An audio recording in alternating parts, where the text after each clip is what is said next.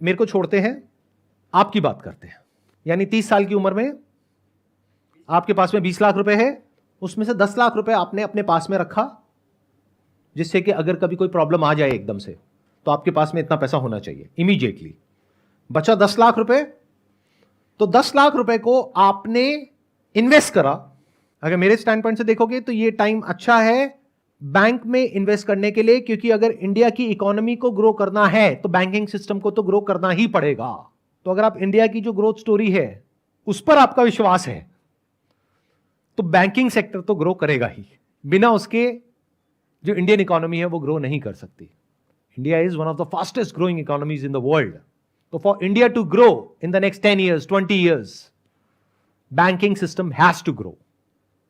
तो ऐसे में अगर कोई न्यू एज बैंक को आप आइडेंटिफाई कर पाओ जो कि बिल्कुल परफेक्टली पोजीशन्ड है इसको आने वाले 5-10 साल में एनकैश करने के लिए, और आज या तो रीजनेबली वैल्यूड है या अंडर वैल्यूड है, इसको मार्जिन ऑफ सेफ्टी बोलते हैं, जहां पर आपको पता है कि पैसा डूबने की पॉसिबिलिटी ऑलमोस्ट 0% है, तो ये मेरे हिसाब से अच्छा ऑप्शन है।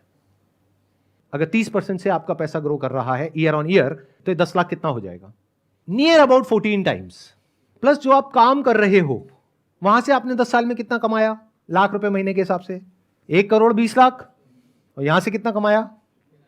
1 करोड़ 40 लाख। उसमें से 10 लाख हटा दो जो आपने इन्वेस्ट किया, 1 करोड़ 30 लाख। इसके लिए आपने क्या किया?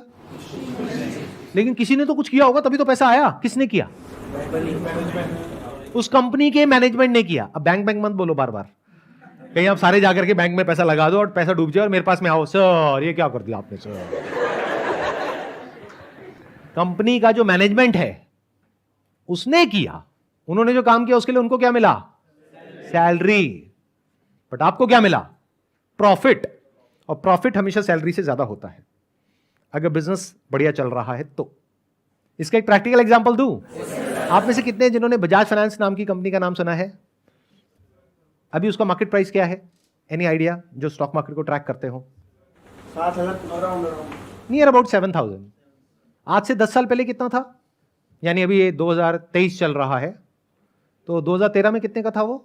नियर अबाउट 100 रुपए। तो 10 साल में कितना हो गया? 70 times। 20 साल पहले कितने का था? 7 रुपए का। तो 20 साल में कितना गुना हो गया? 1000 गुना।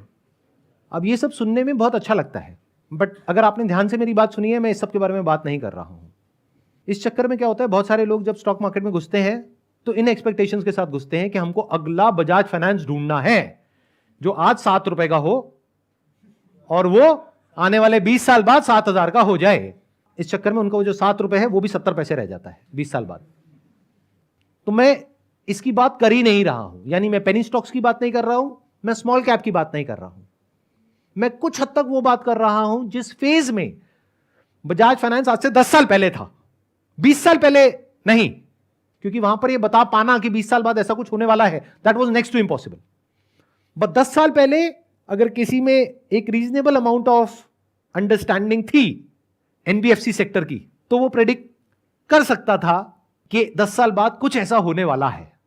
तो मैं बात कर रहा हूं उस वक्त वहां पर एंटर करो जब रिस्क कम हो और रिटर्न की पॉसिबिलिटी बहुत ज्यादा हो। मैंने क्या कहा? आपका पैसा 10 साल में कितना गुना हो जाएगा अगर 30% की रिटर्न आई तो? 14 times। और बजाज फाइनेंस कितना हुआ पिछले 10 साल में? 70 गुना। तो मैं 70 गुने की बात ही नहीं कर रहा हूं, मैं ये 50% कैगर की बात नहीं कर रहा हूं, मैं 25-30% की बात कर रहा हूं। और रिस्क को मिनिमाइज करने के लिए मैंने बैंकिंग सेक्टर को चूज किया, because I have fair amount of understanding of that कि वो कैसे काम करती है। प्लस मैंने जो दाव लगाया है वो आप लोगों की बेवकूफी के ऊपर लगाया है, क्योंकि मुझे पूरा विश्वास है आप लोगों के ऊपर कि मेरी ये वीडियो अपलोड करने के बाद भी आप वही करोगे जो आप करते आए हो। यानी जब क्रेडिट कार्ड का बिल आएगा तो मिनिमम अमाउंट ड्यू देखोगे और वो ही भरोगे, या फिर देखोगे अच्छा 300 रुपये तो है 10,000 पे, कोई नहीं क्या फर्क पड़ता है। तो मुझे पूरा विश्वास है आप लोगों के ऊपर। आई थिंक हिस्ट्री में पहली बार हो रहा है कि मैं अपने ही बिजनेस को खत्म करने का रास्ता आप लोगों को दिखा रहा हूं जिसमें आपका फायदा है। क्योंकि बैंक का फायदा किसमें है? जब आप महंगे से महंगे इंटरेस्ट पे लोन लो ज्यादा से ज्यादा, तब बैंक कमाएगा, तब मैं कमाऊंगा, because I am the owner of that bank. तो मेरा फायदा इसमें है। लेकिन मैंने अपने नुकसान की बात कर दी है। मैंने जो आपको कहा, अगर आपने एक्चुअल में वो कर दिया या सबने वो कर दिया तो मैं तो लॉस में चला जाऊंगा। क्यों? क्योंकि आपका जो पैसा सेविंग्स अकाउंट में पड़ा है उसको उठा के आपने एफडी करा दिया। एफडी में आपको मिल गया 7%, ऊपर से आपने महंगे लोन लेना बंद कर दिए, प्लस बैंक के अपने खर्चे भी तो हैं, इंप्लॉइज हैं, सैलरीज हैं, ब्रांचेस हैं, उसका रेंट है। तो बैंक ने क्या कमाया? तो मैं लॉस में चला गया। लेकिन मुझे पता है ये सब जो मैंने कहा है, आप ऐसा कुछ भी नहीं करोगे। फिर आप कहोगे कह क्यों रहे हो? अरे ऐसे ही मेरी आदत है सच बोलने की, इसी में तो मजा है। मेरी कैलकुलेशन क्या कह रही है कि इतनी कमाल की वीडियो जिसका नाम इतना कमाल का है कि how to make money without doing anything, उस पर भी व्यूज बहुत ज्यादा नहीं होने वाले हैं इन कंपैरिजन टू जो इंस्टाग्राम पे जो 2 कौड़ी की रील्स होती हैं, उसके कंपैरिजन में इस पर कोई व्यूज नहीं होने वाले हैं। आप शेयर करोगे फिर भी लोग नहीं देखने वाले हैं। यही अगर शेयर करोगे ना व्हाट्सएप पे जाकर के कि अगर ये शेयर नहीं किया 10 लोगों को तो तुम्हारी मां मर जाएगी,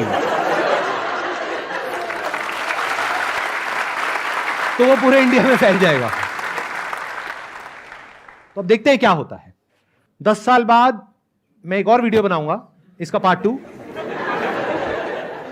और आपको एग्जैक्ट बताऊंगा कि मैंने जो इन्वेस्टमेंट करी उसका कितना गुना हुआ। Thank you so much for coming, wish you all the best.